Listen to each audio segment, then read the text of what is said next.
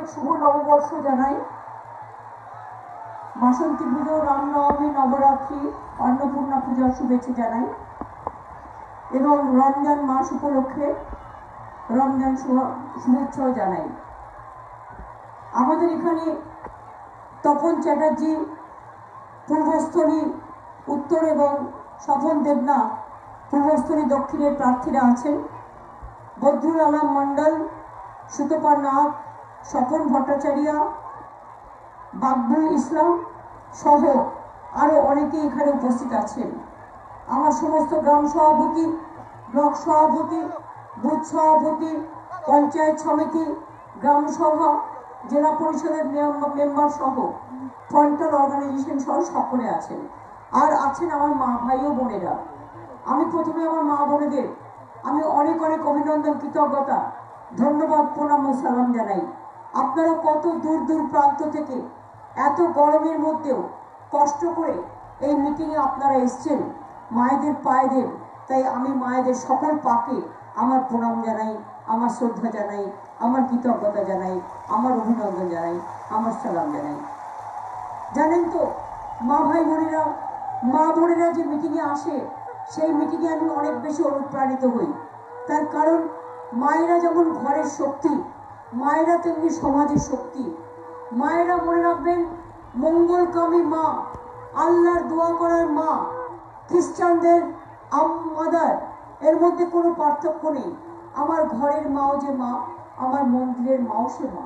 এটা আমরা সবসময় মনে রাখি এবং মনে রাখি বলেই আমরা মনে করি যে মায়েদের একটা ভূমিকা তো সমাজে আছে।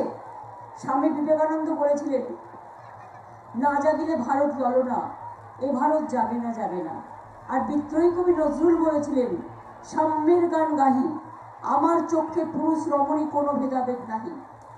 বিশ্বে যা কিছু মহান সৃষ্টি, চিরকল্যাণ কর, অর্ধেক তার করিয়াছে নারী, অর্ধেক তাই নর। নারী শক্তি, আমার মায়ের শক্তি, আমার বোনের শক্তি, আমার কন্যাশ্রীর শক্তি, আমার রূপশ্রীর শক্তি, আমার বৌদের শক্তি। এই শক্তিটাই আমাকে অনেক শক্তি যোগায়। আমিও যখন আগে মা বেঁচে ছিলেন, বাড়ির থেকে যখন বেরোতাম মা দাঁড়িয়ে থাকতেন গেটের সামনে। যতক্ষণ মার মুখ না দেখতাম ততক্ষণ বাড়ি থেকে বেরোতাম না। সেই রকম মনে রাখবেন, এখন মা বলতে আপনারাই আছেন, কারণ আপনারাই আমার ঘরের মা, বউ, বোনেরা সবাই।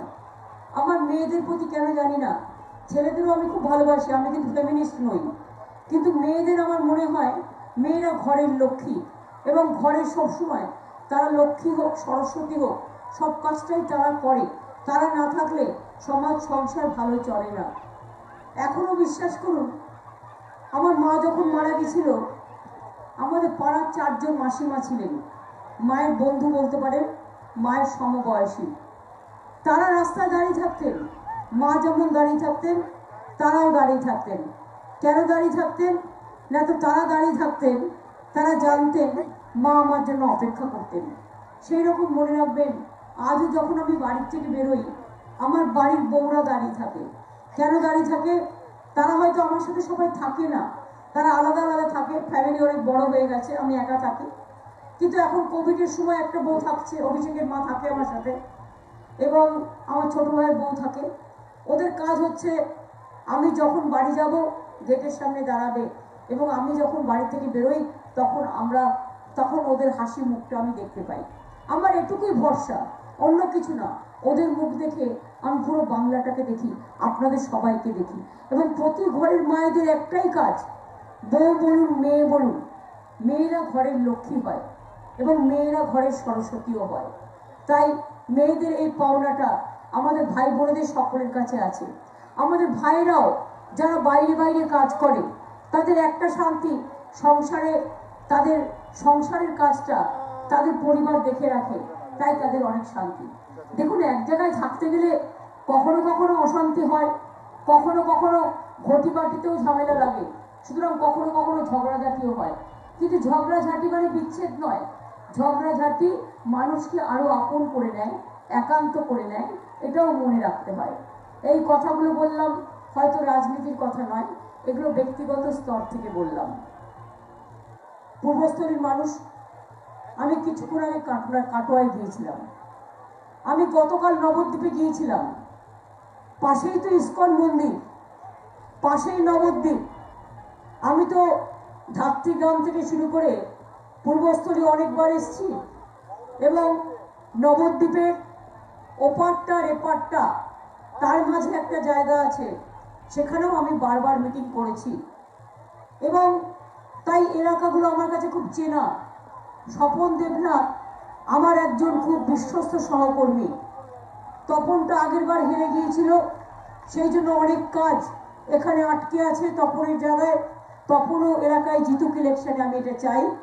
আপনারা দুটো সিটি এবার আমাদের দিন, তার কারণ এবারের ইলেকশনটা হচ্ছে বাংলা মাকে বাঁচানোর সম্মান। এবারের ইলেকশনটা হচ্ছে বাংলার ইজ্জত বাঁচানোর সম্মান। এবারের ইলেকশনটা হচ্ছে বাংলাকে গুজরাট করতে দেব না সম্মান। এবারের নির্বাচনটা হচ্ছে নরেন্দ্র মোদী মানে একজন মিথ্যেবাদী প্রাইম মিনিস্টার আছে, শুধু মিথ্যে কথা বলে বলে আর ধোকা দিয়ে দিয়ে রাজ্যে রাজ্যে দাঙ্গা বাজাচ্ছে, কোভিড ছড়িয়ে দিয়েছে, একটা কাজ করতে পারে না। গত 6 মাস আপনারা জানেন কোভিডের পর্যন্ত ছিল না। আজকে মহারাষ্ট্রের চিফ মিনিস্টারের আমি একটা স্টেটমেন্ট দেখলাম যে তিনি প্রধানমন্ত্রীকে খুঁজে বেড়াচ্ছেন, যেহেতু তাদের ওখানে কোভিড বাড়ছে, যে আমার অক্সিজেন চাই, আমার ভ্যাকসিন চাই। কিন্তু বলছে আমি পিএমও অফিস থেকে শুনলাম উনি বাংলায় গেছেন ইলেকশনে, তাই ওনাকে পেলাম না, কথা বলতে পারলাম না। বুঝুন আজকে এমার্জেন্সি কি, হোয়াট ইজ দ্য এমার্জেন্সি। আজকে তোমার 2 লক্ষের ওপর লোক প্রতিদিন কোভিডে আক্রান্ত হচ্ছে। 6 মাস ছিল না, এই 6 মাস যদি সবাইকে ইঞ্জেকশনটা দিয়ে দিত তাহলে কিন্তু হয়ে যেত। দেয়নি বন্ধু, দেয়নি। টাকা ছিল, পিএম কেয়ারসে প্রচুর টাকা ছিল এবং ইঞ্জেকশনও ছিল, অন্য দেশকে দিয়ে দিয়েছে, কিন্তু আমাদের দেশের লোককে দেয়নি। পূর্বস্থলীকে দেয়নি, বর্ধমানকে দেয়নি, মহারাষ্ট্রকে দেয়নি, রাজস্থানকে দেয়নি, দিল্লিকে দেয়নি। এই হচ্ছে নরেন্দ্র মোদী। মুখে গরম গরম কথা বলবে, যেন মুখে গরম গরম রসগোল্লা খাচ্ছে, কিন্তু কাজের বেলায় কিচ্ছু নেই, কিচ্ছু নেই।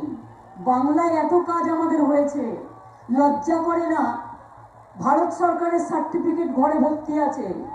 কৃষিকর্ম নেওয়ার পরপর 6 বছর আমরা এমনি পাইনি। ভারতবর্ষের মধ্যে আমরা শ্রেষ্ঠ হয়েছি, তাই পেয়েছি ভারত সরকারের কাছ থেকে। মনে রাখবেন 100 দিনের কাজে বাংলা নাম্বার 1। এমনি এমনি হয়নি, আপনারাই তো সার্টিফাই করেছেন। বাংলার আবাস যোজনায় আমরা নাম্বার 1, বাংলায় রাস্তাঘাট গ্রামীণ রাস্তায় আমরা নাম্বার 1, ই টেন্ডারে আমরা নাম্বার 1, ই গভর্নেন্সে আমরা number 1, is of government doing বিজনেসে আমরা নাম্বার 1, এমএসএমইতে আমরা নাম্বার 1।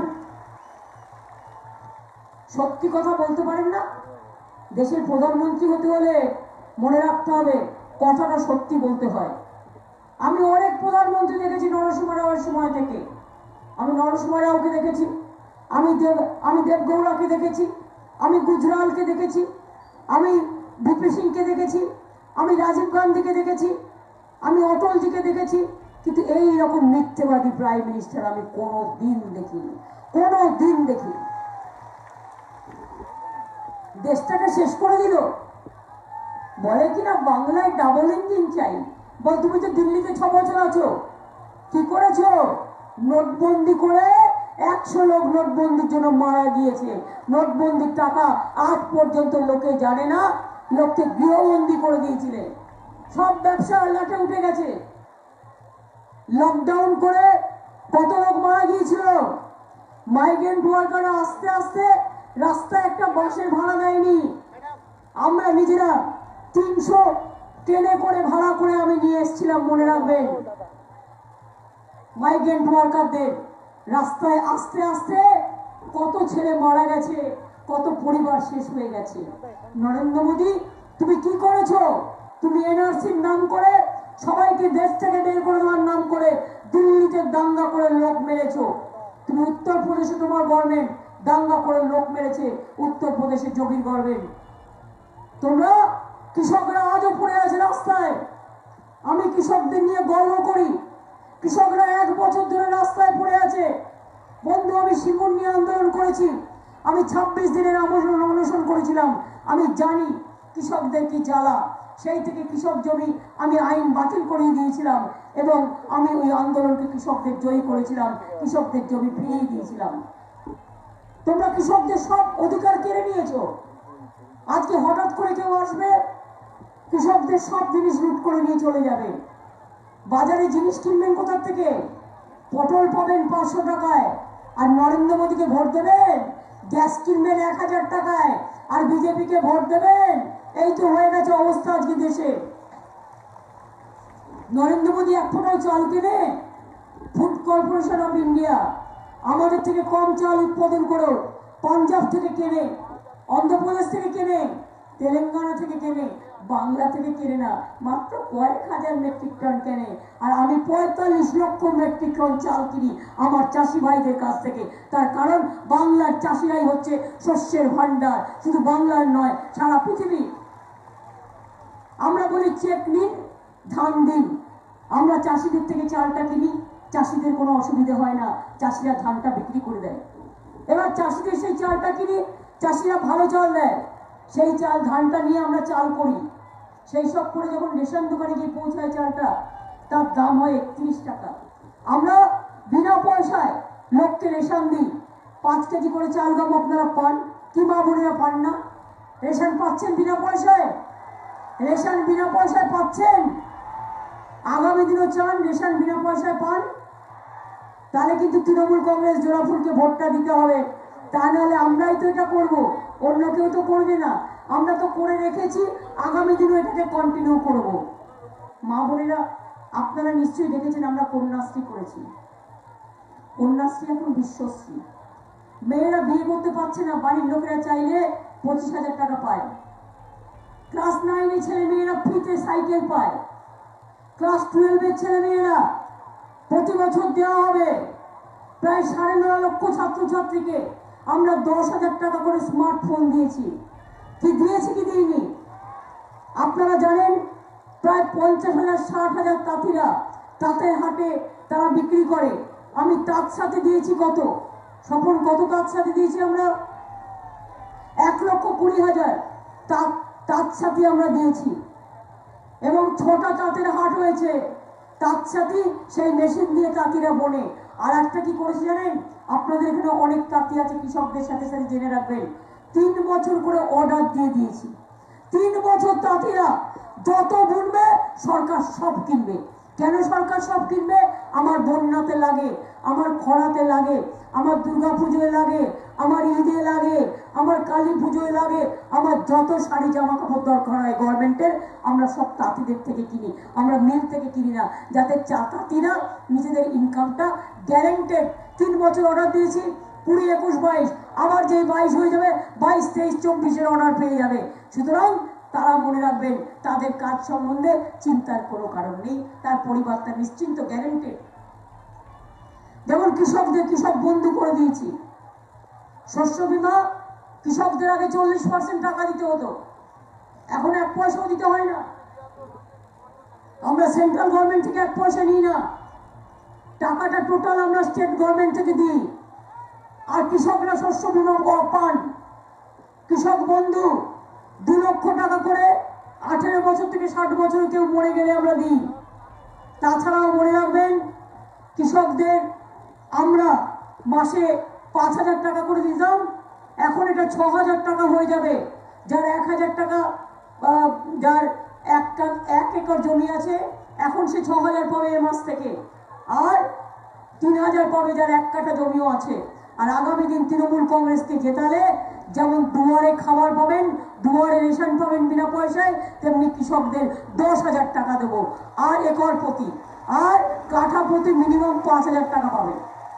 আমার এখানে প্রান্তিক চাষি বেশি, ক্ষুদ্র চাষি বেশি, এটা মনে রাখবেন। তাছাড়াও আপনাদের বলি, মা বোনেরা, আপনাদের জন্য আমি একটু ভেবেছি। তার কারণ মা বোনেরা সংসারে কাজ করে কিন্তু নিজেদের জন্য তাকানোর সময় পায় না। তাই আপনাদের আমি একটা ছোট্ট লক্ষ্মীর ভান্ডার বানিয়ে দেবো। প্রতি মাসে মাসে সব মহিলারা যারা ঘরের গার্জেন 500 টাকা করে হাত খরচা পাবে, এবং বছরে এটা 6,000 টাকা হয়ে যাবে। আর শিডিউল কাস্টদের জন্য এটা 1000 করা হয়েছে। পরে আস্তে আস্তে আমি আপনাদেরটাও মিলমিশ করিয়ে একসাথে নিয়ে আসবো। পুজোর সময় যদি 500 টাকা করেও পান, 6000 টাকা ব্যাংকে থাকবে। ওই ব্যাংকের ওই টাকাটা দিয়ে নিজের জন্য পুজোর শাড়ি কিনবেন, কাপড় জামা কিনবেন, যাকে ইচ্ছে কিনে দেবেন। এটা আপনার অ্যাকাউন্টে যাবে। আমি চাই, আপনারা জানেন আমি যখন রেলমন্ত্রী ছিলাম, অমিত শাহ মিথ্যে কথা বলে, একটা মোদী মিথ্যেবাদী আর একটা অমিত শাহ মিথ্যেবাদী সিন্ডিকেট। তোমার রাজ্য অনেক জায়গায় ক্ষমতা আছে, কোথায় তুমি মেয়েদের ফ্রি দিয়েছো? কোথাও তো দাওনি। তোমার উত্তরপ্রদেশ নেই, তোমার গুজরাট নেই, তোমার মধ্যপ্রদেশ নেই, তোমার কত গভর্নমেন্ট আছে, তুমি দিয়েছো কোথাও? আসাম, ত্রিপুরা, কোথাও দাওনি। ইলেকশনের সময় মিথ্যে কথা বলছো। আর আমি যখন রেল মিনিস্টার ছিলাম, মনে আছে আপনাদের, মাত্র 15 টাকায় 3 মাসের জন্য একটা করে মান্থলি করে দিতাম। ইজ্জত তার নাম। 100 মিটার, 100 কিলোমিটার আপনারা 15 টাকায় যাতায়াত করতে পারতেন। 3 মাসে 15 টাকায় মান্থলি। ভুলে গেছেন না মনে আছে? ইজ্জত কারো কারো মনে আছে নিশ্চয়ই, যারা রেগুলার ডেলি প্যাসেঞ্জারি করতেন। ইজ্জত ভুলে গেছেন? রেল মিনিস্টার থাকাকালীন আমি ইজ্জত করে দিয়েছিলাম, সেই জন্য নাম দিয়েছিলাম ওটা ইজ্জত। আর নরেন্দ্র মোদীকে বলুন, চ্যারিটি বিগিনস অ্যাট হোম। আগে নিজের ঘরে কর, তারপরে পরের ঘরে গিয়ে কথা বলিস। গ্যাসের দাম কত মা বোনেরা? তাহলে 1000 টাকা আমি বিনা পয়সায় চাল দেবো, আর আপনি 1000 টাকায় গ্যাস ফোটাবেন? তার থেকে ভালো তো বিজেপিকে ফুটিয়ে দিন।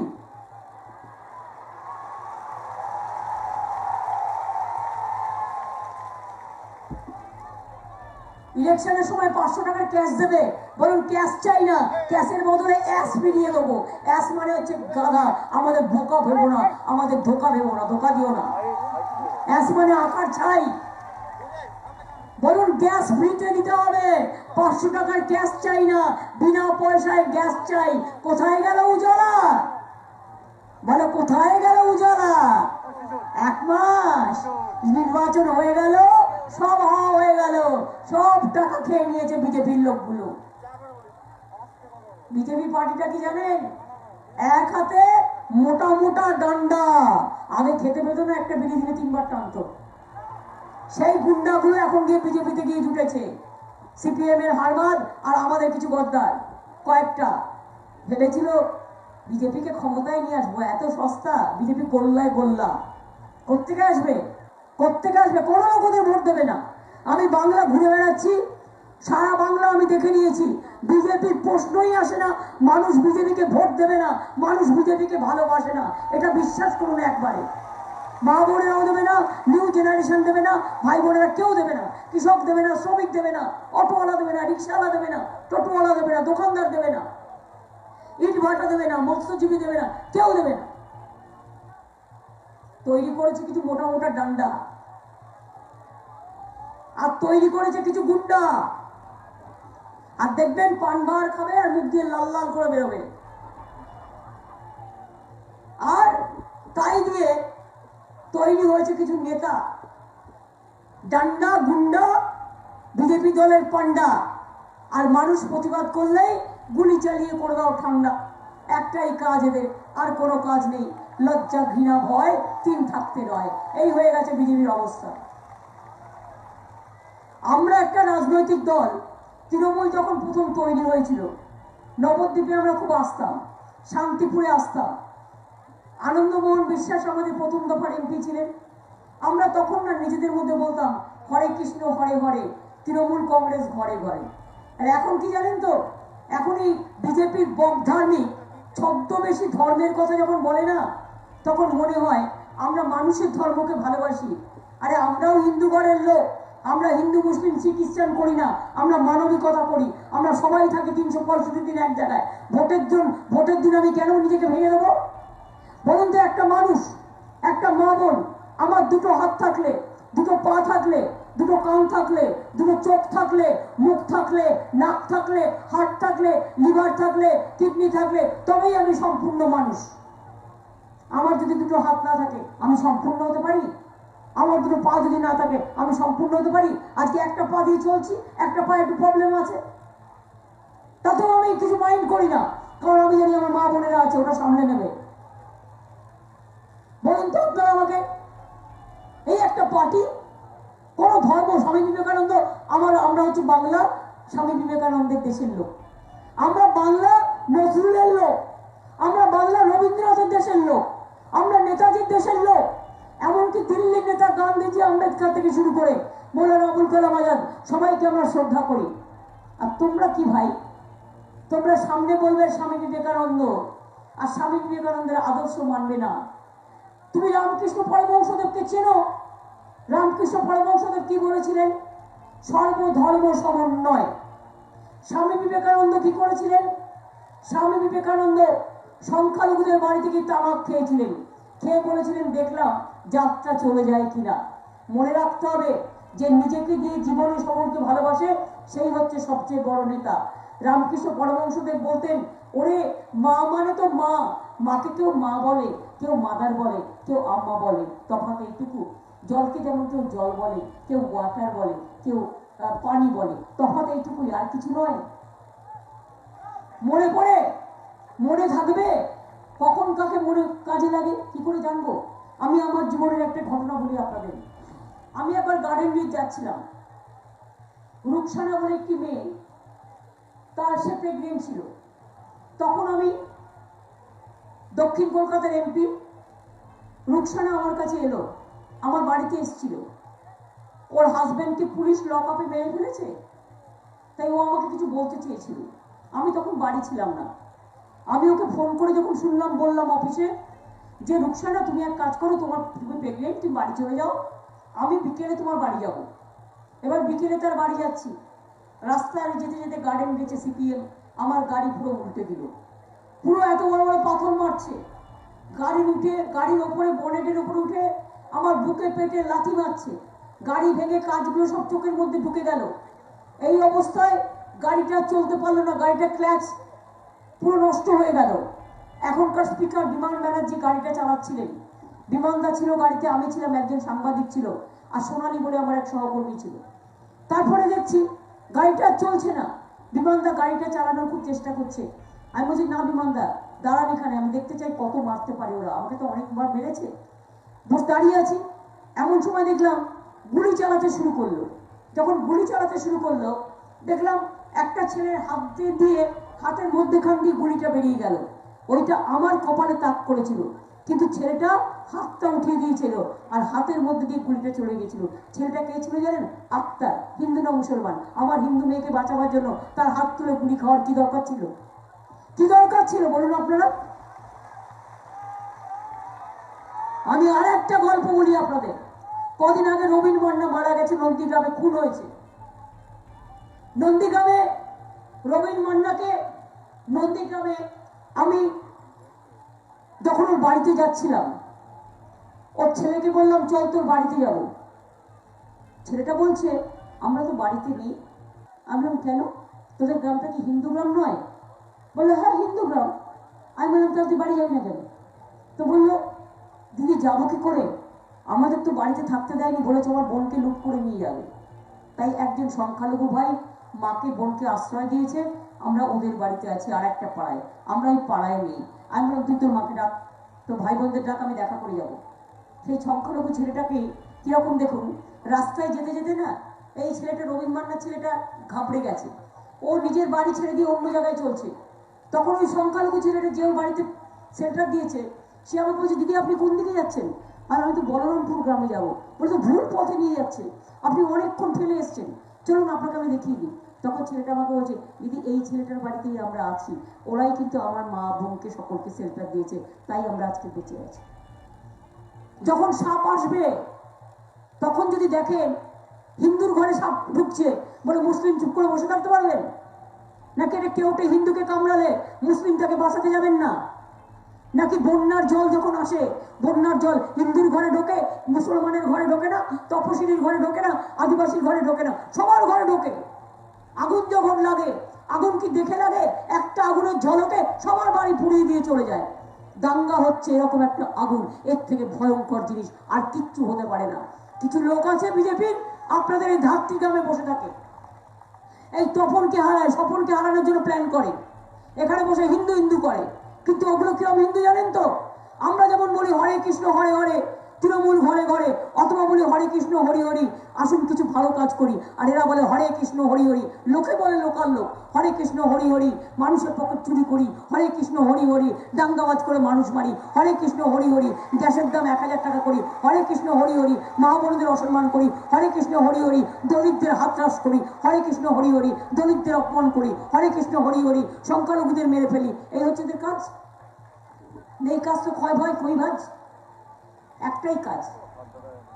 বিজেপির 3টে গুণ, লুট দাঙ্গা মানুষ খুন, এই 3টে নিয়ে বেঁচে আছে। তাই বলি ওদের আমাদের কোনো প্রয়োজন নেই।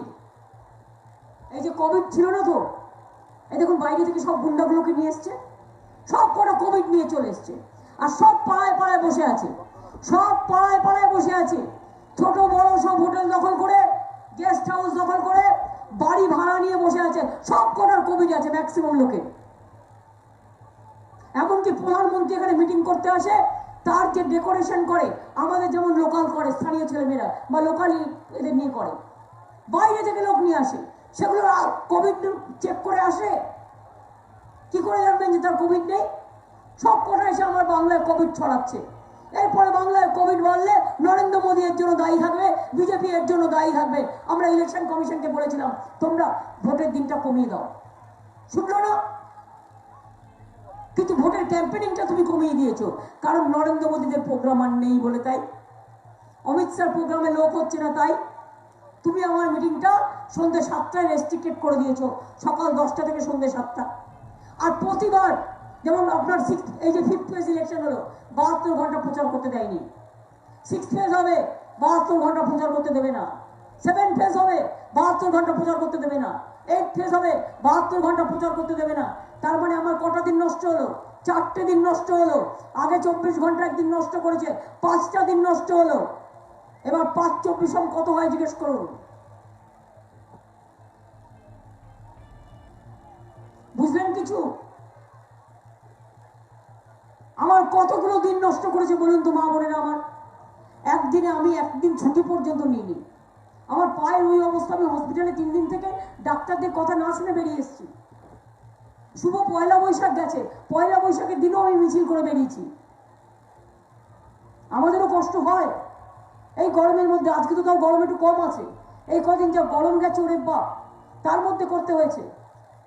এখন যেহেতু বিজেপি জানে এই সিটগুলো ওরা একটাও জিতবে না, যে সিটগুলোতে ইলেকশন হবে, সেই জন্য এখন ইলেকশন টাইম কমিয়ে দাও, যাতে তৃণমূল মিটিং করতে না পারে। আরে মিটিং করার তৃণমূলের দরকার নেই, মা ভাই বোনেরা এমনিতেই ভোট দেবে তৃণমূলকে। কালও যদি ভোট হয়, কালও যদি ভোট হয়, তার মানে তোমার বেলায় কাজী, আমার বেলায় পাজি। তুমি আমার ক্যাম্পেইনের ডেট কেড়ে নিয়েছো, তুমি আমার গণতান্ত্রিক অধিকার খর্ব করছো, আমাদের কণ্ঠরোধ করা চলছে। আর একদিকে বিজেপির নেতারা দেখুন সেন্ট্রাল ফোর্স নিয়ে গিয়ে ভাত খাচ্ছে বসে। আরে ভাত খাওয়া না, ইলেকশনের পরে খাওয়া। ইলেকশন হয়নি, ক্যান্ডিডেট লাঞ্চ খাওয়াচ্ছে। লাঞ্চ কি তাদের খাওয়ার অভাব আছে? এদের বদনাম করছে, পুরো ফোর্সটাকে বদনাম করছে। আমি মনে করি আমরা তাদের বলবো যে आप लोग अच्छे से काम कीजिए, इम्पार्शियली काम कीजिए, बीजेपी का बात मत सुनिए। अगर कुछ हो जाए गड़बड़ तो ये पता होना चाहिए कि आपका खिलाफ में केस होगा, और आपका खिलाफ में केस होने से आपको बार बार आना पड़ेगा।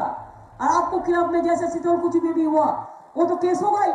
जो गोली चलाया, जो ऐसा ऐसे किया, तो आप क्यों इसमें पड़ते हैं?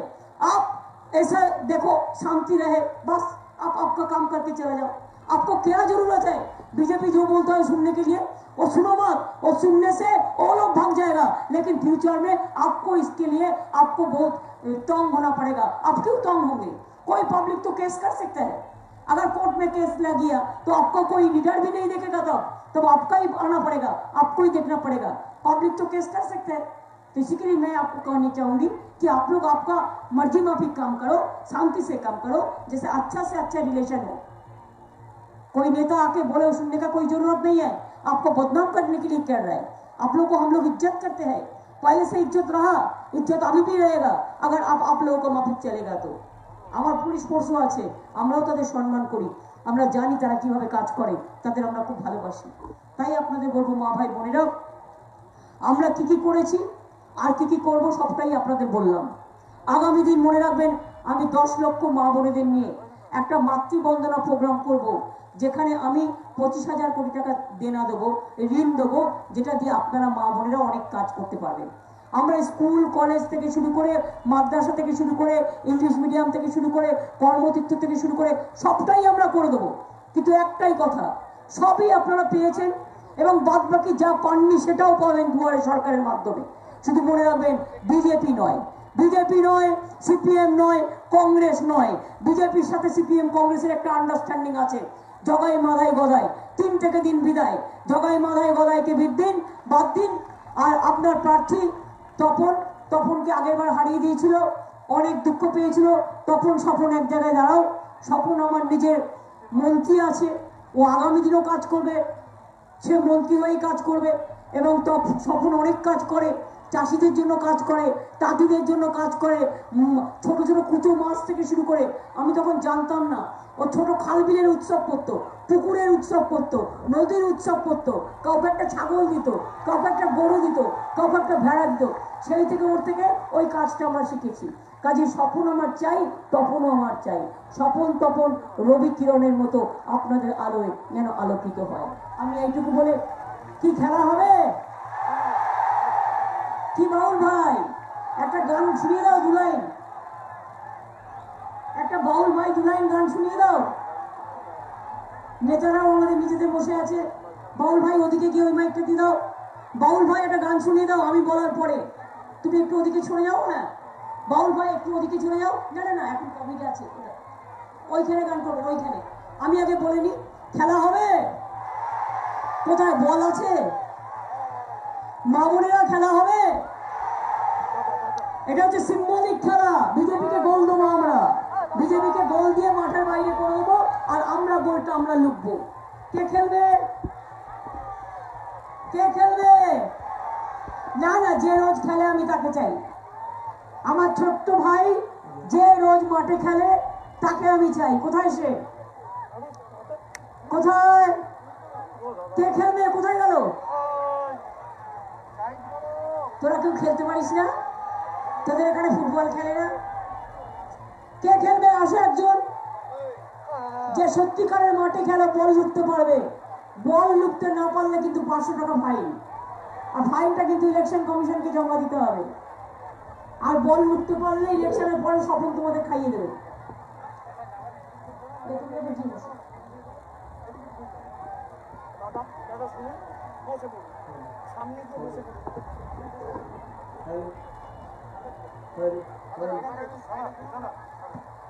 নমস্কার। জয় বাংলার এই বাংলাতে আজ, জয় বাংলার এই বাংলাতে আজ, জয় বাংলার এই বাংলাতে আজ গাইছি আমি মা মাটির গান। সবুজ ভরা সোনার খেতে সোনালি ধান, সবুজ ভরা সোনার খেতে সোনালি ধান। জয় বাংলার এই বাংলাতে আজ, জয় বাংলার এই বাংলাতে আজ গাইছি আমি মা মাটির গান। সবুজ ভরা সোনার খেতে সোনালি ধান, সবুজ ভরা সোনার খেতে সোনালি ধান। এই মাটিতে মিশে আছে বিশ্বকবির প্রাণ, বীর ক্ষুদিরাম বীর যখন রান্না করবেন একটু মনে রাখবেন, বাউল ভাই গানের মধ্যে বলছেন সবাই ভালো থাকুন, বাউল ভাই গান করুক। আমি আমার প্রার্থনা জানিয়ে যাই মা বোনদের সকলের জন্য, সর্বধর্ম সমন্বয়ের জন্য। ওম সর্বমঙ্গলা মঙ্গলে শিবে সর্বার্থ সাধিকে শরণ্যে ত্র্যম্বকে গৌরী নারায়ণী নমস্তুতে। সৃষ্টি স্থিতি বিনাশনং শক্তি ভূতে সনাতনী গুণশ্রয়ী গুণময়ী নারায়ণী নমস্তুতে। শরণাগত দিনার্থ পরিত্রাণ পরায়ণে সর্বস্বার্থী হরে দেবী নারায়ণী নমস্তুতে। ওং জয়ন্তী মঙ্গলা কালী ভদ্রকালী কপালিনী দুর্গা শিবা ক্ষমাধাত্রী সাহসধা নমস্তুতে। ওং কালী কালী মহাকালী কালীকে কালরাত্রিকে ধর্মাত্ম মোক্ষদ দেবী নারায়ণী নমস্তুতে। ওং মহাদেব ওং মহাত্মানং মহাযোগী মহেশ্বরং মহাপাপহরং দেবং মকরায় নমো নমো। নমস্তে ব্রাহ্মণ দেবায় গো ব্রাহ্মণ্য হিতায় চ জগদ্ধিতায় কৃষ্ণায় গোবিন্দায় নমো নমো। নমস্তে জলদা ভাসে নমস্তে জলসায়িনে নমস্তে কেশবানন্দ বাসুদেব নমস্তুতে। হে কৃষ্ণ করুণা সিন্ধু দীনবন্ধু জগৎপথে গোপেশ গোপিকাকান্ত রাধাকান্ত নমস্তুতে। চৈতন্য দেবের জায়গা পাশে নবদ্বীপ ইস্কন মন্দির। 700 একর জমি দিয়েছি, মনে রাখবেন 700 একর অ্যাপ্রুভ করে দিয়েছি। বিরাট বড় ধর্মতীর্থ চৈতন্য তীর্থ হচ্ছে ওখানে। সুতরাং অনেক ছেলে মেয়ের কাজ হবে, অনেক কিছু হবে। নবদ্বীপ থেকে শুরু করে ধাত্রীগ্রাম থেকে শুরু করে সমুদ্রগড় থেকে শুরু করে নবদ্বীপ থেকে শুরু করে কালনা কাটোয়া একটা ব্রিজ করে দিচ্ছি কালনা থেকে শান্তিপুর। মনে রাখবেন মাত্র 10-15 মিনিটের মধ্যে কালনা থেকে নবদ্বীপ পৌঁছে যাবেন, কালনা থেকে শান্তিপুর পৌঁছে যাবেন। 1100 কোটি টাকা দিয়ে ভাগীরথীর উপর এই ব্রিজটাও তৈরি করে দিচ্ছি, যাতে আগামী দিনে আপনাদের কাজে লাগে। আমি এটুকু বলে আপনাদের সকলকে আমার মায়েদের প্রণাম জানিয়ে, বয়োজ্যেষ্ঠদের প্রণাম ও সালাম জানিয়ে, ছাত্র যৌবনকে অভিনন্দন জানিয়ে, নতুন ভোটারকে অভিনন্দন জানিয়ে আমি আমার বক্তব্য শেষ করছি। জয় হিন্দ। মা বোনেরা একটু বলুন জয় হিন্দ। ভাইরা বলো জয় হিন্দ। বন্দে মাতরম। জয় বাংলা, জয় বাংলা, জয় বাংলা। ভোট দিচ্ছেন কোনখানে? আমরা সবাই লড়ছে, সবাই লড়ছে যারা। মা বোনের একটু হাততালি দিয়ে দিই। আমরা কারা? লড়ছে কারা? লড়বে কারা? লড়বে কারা? লড়বে কারা? জিতবে কারা? জিতবে কারা? এই বাংলায় মা বোনেদের, ছাত্র যুবক, শ্রমিক কৃষকের, সব মানুষের তৃণমূল, তৃণমূল, জোড়া ফুল, জোড়া ফুল। আমি যাবার আগে মা বোনের একটু শঙ্খধ্বনি, একটু উলুধ্বনি হবে।